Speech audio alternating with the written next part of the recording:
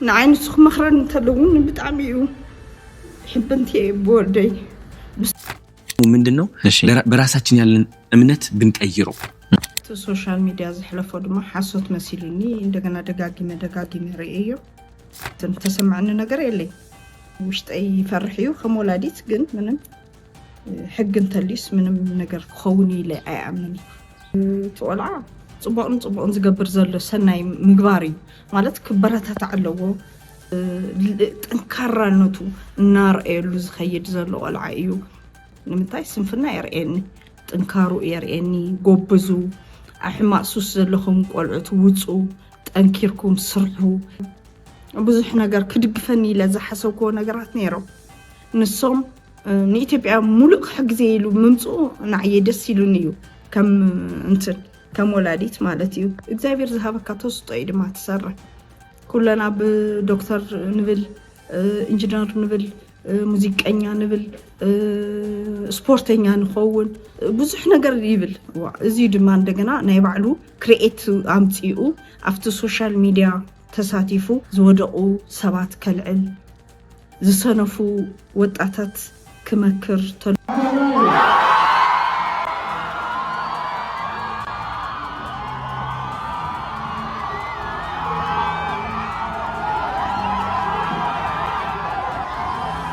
بونت ኢትዮጵያ ህዝቢ መስዋዕት ዝኸውን ዘሎ ቆልዓ እዩ ስደት ይቆም ኢሉውን ዝብል ዘሎ እዩ أحواتنا دقنا ليبيا خيدهم زسددو زلو سرح سئنت سلال بزح عدنا أيو ياو عدوناي كشلم تلز تسمعني كم تقولو تقروينا إتباعي لتسمع سمعتي تسمعني مالت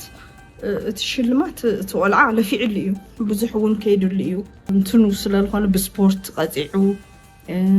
أبيلو نهزبي دمت أخينو ندق أنستيو حاليت فطر يمهيرو دق أنستيو نخيودك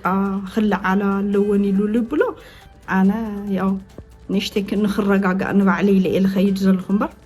منجستي زحزو قدين دحركينو منجست من لاشكو اللي إلي يعمل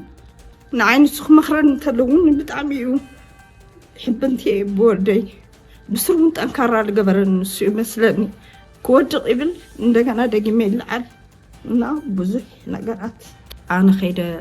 ተመነጣጢረ ዝገብሮ ነገር የለይ ግን ኣነ ብጸሎት የልድግፎ እግዚአብሔር ድማ ጸሎቱ እግዚአብሔር ድማ ከማን ምን ላዕሊ ወላዲት አምላክ ካልዕል እዩ ያው ኣዶናይ ካብ ንስነት ዕድሚኡ ንድሕሪት እንተተመሊሰ ኣዶናይ ብጣዕሚ ውዒ እዩ ውዒነቱ ምስ ፍልጠት እዩ ልጓዓዝ ማለት ከምቲ ሁሉ ሶሻል ሚዲያ ውን ተናገር ወይሱ ብጣዕሚ ፈጣኒ ፍጥነት ኣለዎ ይሕልፎ እውቀቱስ በቃ ነንሕድሕዲ ለውግዖ ነንሕድሕዲ ካብ አንደበቱ ለውፅኦ ነገራት ንዓየ ይስሑን እዮም ይመኽረን ነይሩ ወዲ 14 ዓመት ኮይኑስ ንዓየ ንወላዲቱ መኺሩ ይመኽረን ነይሩ እና ናቱ ምኽሪ ንዓየ ብርታዓት እዩ በቃ عند حقي بونت አዶናይ ማለት ንዓየ عند حقي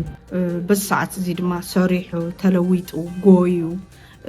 بتحتي زلو سباتون سلام فطيرو نخنبرلي يدليه انا ادي برتع بطعمي جigنا اخذ ودي ማንም የለይ ማለት بكل ميديا እውን سؤال يكون سب شلمو يخرع اللي تودي سلال خرعلو بقى سلام كوينو نخنبرلي صولتي يقبر بطعمي الفوتو كابين لعلس السون እግዚአብሔር ቀረባ እዩ ኢለ ያም ውድቃት ስለዘለ እዩ እና ወሪድካ ትሒትካ መሬት ኩዒትካውን ሰሪሕካ ትበልዕሉ ዓድኻስ ካብ ልኾነ እዋን ንዑ እዩ ዘበረታታ ኣሎ ኢለ የዝኣምን ስለዚህ ነገር ግልጽ ብንሆላ ሌላ ነገር ደግሞ ምንድነው በራሳችን ያለን እምነት ብንቀይረውና ይህ ከነጭ በታችንን የሚለው አስተሳሰብ ብንቀይረው because I think ከነጭ በታችንን የሚለው አስተሳሰብ ወይም ደግሞ እንግሊሽ ከሚያወራ ሰው በታችንን የሚለው ሐሳብ ከቀረፍ ነው ማለት ነው ሐሳቦች ይመጡልናል እንዴ ሁላችንም ማለት ነው we're acting like እቺ ህይወት ጥቅም እንዳላት ጥቅም የላትም አያችሁ እኔ በጣም ኤክስፕሎር ማድረግ ወዳለሁ like ስለ ህይወት በደንብ አጥንቻለሁ ብዙ መጽሐፍቶችን አንብቤያለሁ የህይወት ትርጉሟን ለማግኘት ማለት ነው TikTok Creator of the Year for the G Power TikTok Creative Awards of 2020